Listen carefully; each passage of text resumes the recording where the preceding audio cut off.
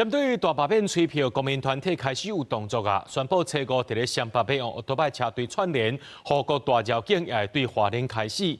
兼民进党主席的总统赖清德下动原令，要求党公职就要出面声援。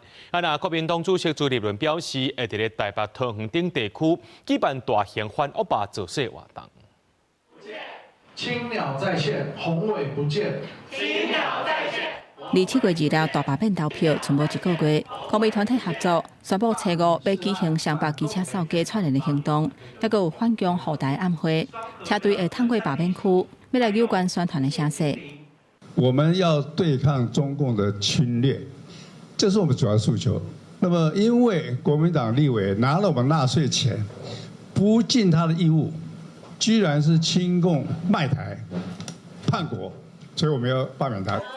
另外，护国大示警头一站车是为华联起鼓，总统赖清德兼民进党主席嘛下动员令，要求党公职出来斗相挺，嘛就保台乡灯卡做伙徛出来。当台湾民主遇到重大的这个危机的时候，那希望所有的这个党公职所有的人民都应该要站出来守护民主。民进党甲公民团体合作，加强因的策略，全力投入罢免。国民党嘛输人唔输阵，展开区域的联防。国民党主席朱立伦表示，台北、新北、桃园等等的所在，拢会有大型造势活动，还佫大声批评赖总统，国家团结十港是生话造谣的十港，目的就是为了要支持恶性的罢免。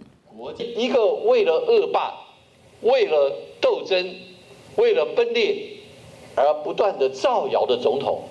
真的是只会乱台，只会乱讲，这是台湾之大不幸。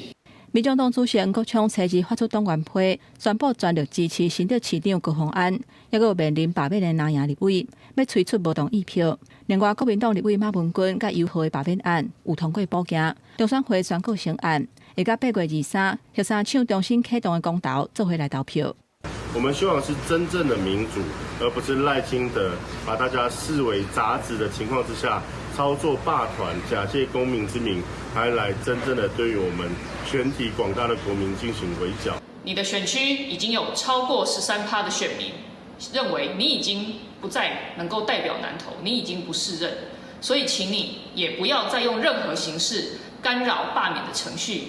针对绿营甲公民团体。南北展现合作的态势，双方互相竞争拼场。大罢免在朝野的对抗之下，这个投票率有可能会增加。记者综合报道。